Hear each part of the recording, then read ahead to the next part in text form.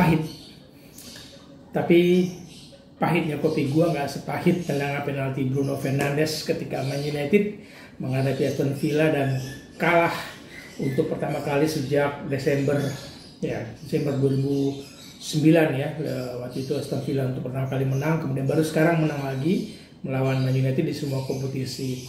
Nah, di What with West kali ini perhatian kita, sorotan kita kepada hubungan dengan Ronaldo, kemudian soal sejarah keberhasilan penalti itu apakah mempengaruhi posisi salah satu keduanya, Cristiano Ronaldo dan Bruno Fernandes, dalam mengeksekusi penalti Man United.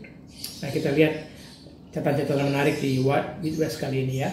Jadi sejak kapan ya? Sejak debutnya Bruno Fernandes di Man United, ini adalah penalti ke-23 bagi Bruno di semua kompetisi, dan ini adalah kegagalan kedua Bruno Fernandes.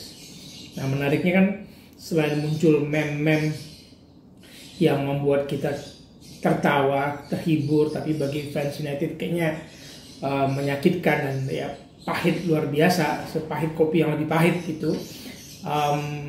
Tendangan yang terlalu ke atas itu kalau kita lihat secara komposisi kaki, gue bukan pemain sepak bola profesional, tapi pernah diajarkan dan melihat bagaimana orang penalti. Emang ada sebuah kesalahan posisi kaki, makanya bolanya melambung ke atas dan macam-macam meme-nya lah, ada yang muncul ke planet lah, ada yang kena burung lah gitu ya.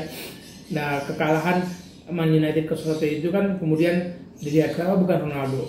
Apakah Ronaldo yang mengambil penalti akan ada menjamin keberhasilan? Memang kalau kita lihat sebelum penalti kan terlihat Ronaldo mengambil, terjadi conversation, terjadi diskusi, katanya Pogba bilang ke Ronaldo, udahlah kasih aja sama Bruno.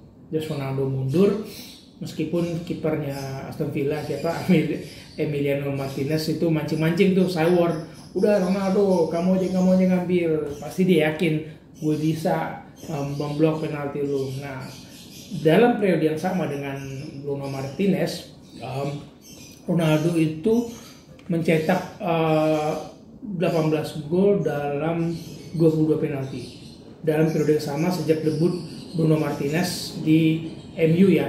Debutnya 1 Februari 2020. Di periode yang sama kalau Bruno mencetak mengambil penalti 23 kali dan gagal 2 kali, di periode yang sama sejak 1 Februari 2020 itu Cristiano Ronaldo mengambil 22 penalti dan 18 kali gagal. 4 kegagalan Ronaldo, 2 kegagalan Bruno Martinez. Kalau dikomparasi, wajar nggak Ole Gunnar Solskjaer mengatakan boleh Bruno yang ambil?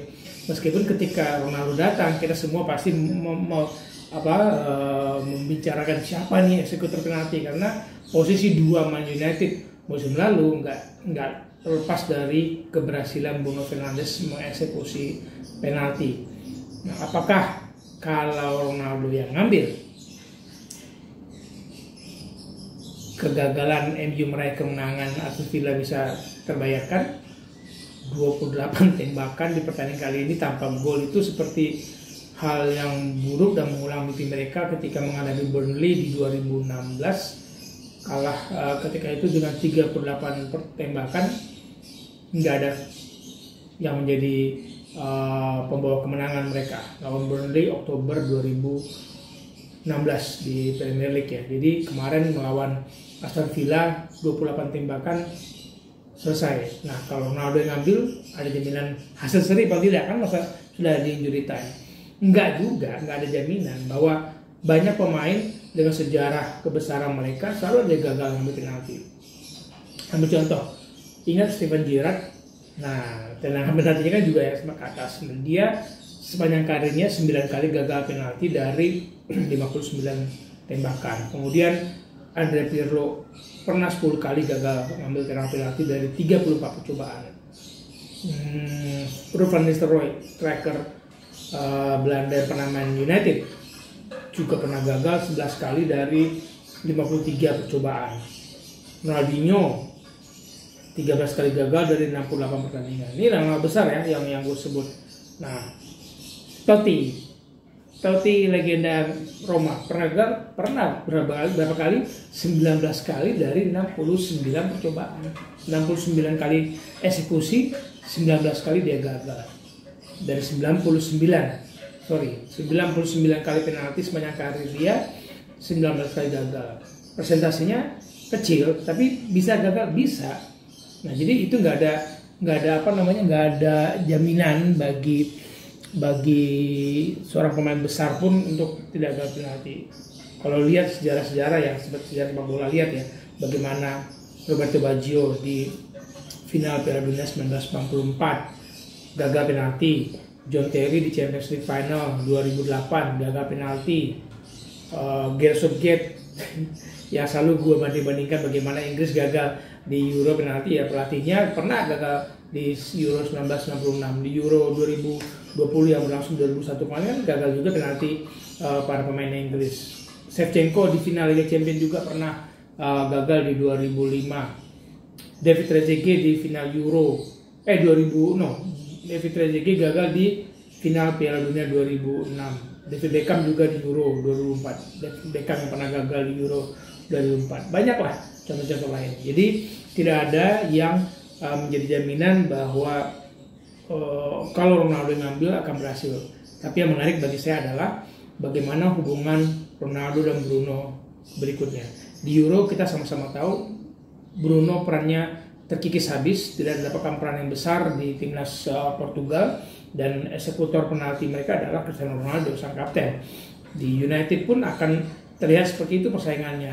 Menarik memang ketika kemarin Pogba mengatakan disebut udahlah kasih Bruno Fernandes, dan hasilnya tidak ada yang menjadi gol dalam 28 percobaan tendangan dilakukan termasuk penalti ini. Dan ini yang menjadi situasi menarik untuk kita cermati hubungan Cristiano dan Bruno Fernandes berikutnya, plus nasib Ole Gunnar Solskjaer yang setiap keputusannya akan selalu mendapat penghakiman. Ingat, dalam sepak bola sekarang tidak ada lagi penghakiman di proses, semua di result, semua di hasil. Jadi penghakiman sepak bola saat ini adalah hasil, bukan proses. Kita tunggu perkembangannya. Cristiano Ronaldo dan Bruno Fernandes, hubungan mereka sama pemain Portugal di Man United, dan kemampuan Ole Gunnar Solskjaer mengelola tim yang penuh bintang ini. Sampai jumpa di What with West yang lain. Salam bola untuk kebaikan.